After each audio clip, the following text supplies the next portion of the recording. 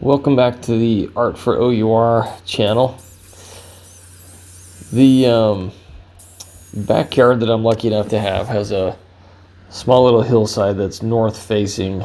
I'm in the northern hemisphere in the United States, and a north facing hill maintains a lot of moisture, and so we get fungus growth like crazy. Get all kinds of mushrooms starting in the middle to late summer until the snow flies.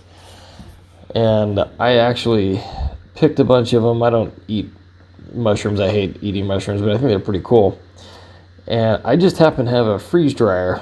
I'm not a crazy prepper person, but I like to store food, preserve food that we produce. And so I use this freeze dryer I have to save a bunch of mushrooms, and I didn't do it right. They kind of rotted away, and so I had my wife pick some up at the grocery store. Stuck those in the freeze dryer, and they worked out a lot better. And it turns out they were better anyway because they were a lot smaller, and you could appreciate the patterns on them. But anywho, I figured it was time the mushrooms had their day. I'm no mushroom expert, but they say that they're incredibly important for helping trees to absorb nutrients and actually to communicate, breaking down dead items out in the forest, and apparently without them the entire ecosystem would collapse. So I think they're cool. I hate eating them, but I think they look awesome. I counted once, we get like 20 different versions out in our hillside. Some are really colorful, some are ugly, but you know what?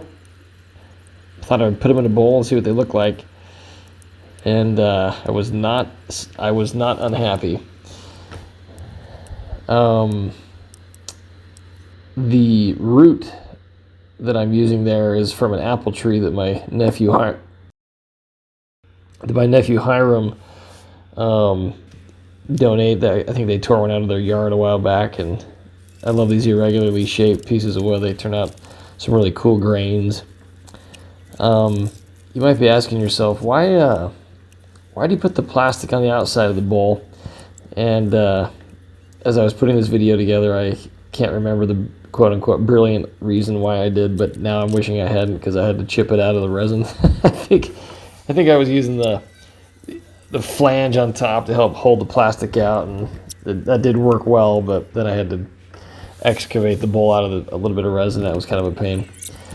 When I was shooting this, the power went out in my house, and so that's why the lights are kind of dim. I was shooting it, and all of a sudden the lights went out right as I was pouring the resin, and I thought, well, I'll just keep going. This stuff's that stuff by Total Boat. It's the Fathom resin, which takes over 24 hours to set, so I knew I had plenty of time. So for my projects that won't go in a pressure pot, I can't get rid of these micro bubbles. I don't care what you do. You let it sit forever, vibrate it, mix it perfectly. You can't get rid of the tiny little bubbles that are suspended in resin. So I bought myself a vacuum chamber. One of the big complaints I've seen online with these is that the epoxy explodes, and you lose a lot of the epoxy because it bubbles over. Well, I can't remember if I saw somebody do this or I realized what they were doing, but in any case, what you do is let it bubble up to the brim of your container multiple times. It might take 5 or 10 times, but what you'll notice is every time you do it, you're drawing more and more bubbles out of the liquid, and eventually you'll get to one stage where the bubbles are huge and they pop spontaneously, and then you're done.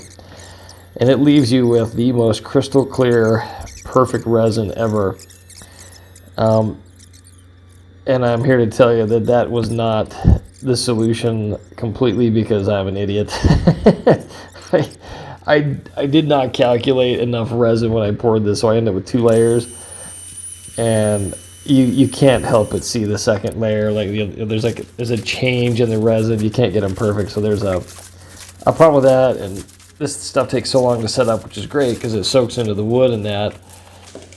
But the problem is that you're never around when it finally sets. At least I'm not. I got a lot of stuff going on, and So I got some bubbles between layers, which was an issue, which usually isn't a problem because I usually pour it deep enough that if it bubbles on top of my thing, I don't really care because that's coming off anyway. But so the 2 pours kind of kicked my butt, and then there was a lot of bubbles that came out of the wood and some of the mushrooms, far more than usual when you use this deep, thick setting resin, because it takes so long for it to set up that the bubbles usually rise. So I'm not sure what happened there. I did pour this a little too thick, trying to preserve the width of my project, and I think that created a little too much heat, which probably boiled it, and there was a couple of cracks that you'll see me fill in here with some black super glue. But in the end, I'm actually pretty happy with it. I'm really happy with the proof of concept that if you can't, I've got a 5-gallon pressure pot. I just can't get some of my bigger projects in there. If you can't fit a project in, the vacuum chamber is absolutely excellent, but you got to degas it a whole bunch of times. And if you just sit there with your hand on your pressure valve, you can control whether it foams over or not, and you don't lose a single drop. So that worked out really, really well, and I'm pretty excited about the next couple of projects I've got coming up, which I don't know what my problem is, but I keep getting bigger. So I've got one project that couldn't fit in a pressure pot, and it looks crystal clear. Excited to turn that, and then I've got another one that's did go in a pressure pot, and anyway, the depth of pour is king when it comes to the exothermic reaction and how much heat is created, therefore bubbling, therefore boiling of the items in your resin, and more importantly, cracking. This Fathom resin by Total Boat's fantastic, but it's got its limits too. I don't think you can go past 3 inches or you're going to be asking for it. Temperature control in the room was absolutely key as well. They say, I'd have to look at the bottle, but it's 65 to 75 degrees. That's really, really important. And my advice is to go low. It'll take longer. It'll set if you go lower, but trying to avoid the heat that's created is absolutely important.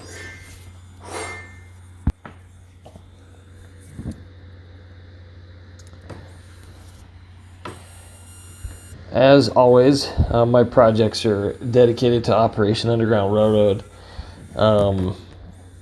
We sell them at art4OUR.org along with about 70 other different artists. All the profits from my projects, at least 100% of mine, go to Operation Underground Railroad, as do the other artists at different percentages.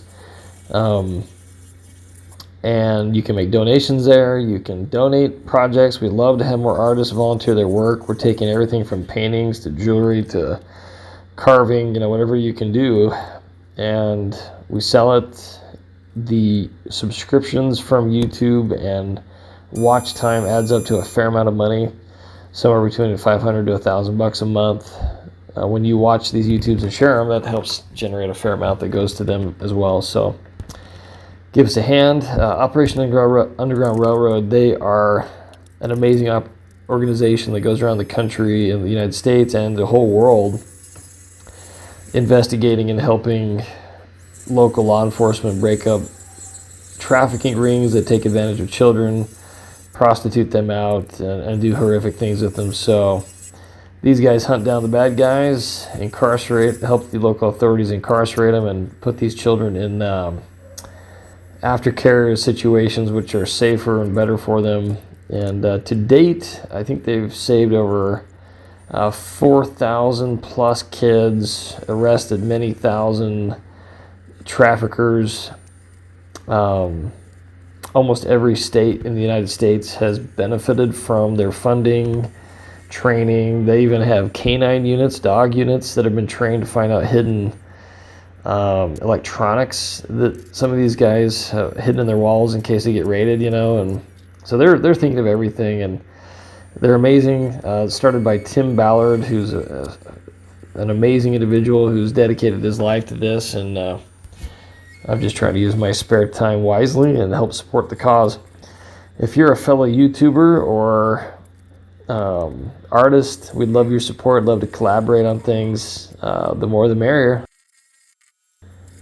Big thank you to Total Boat for the donation of their Fathom resin, Starbond for the CA glue, and to Laguna, who helped donate the light, which is not cheap, for my lathe, which is really helpful.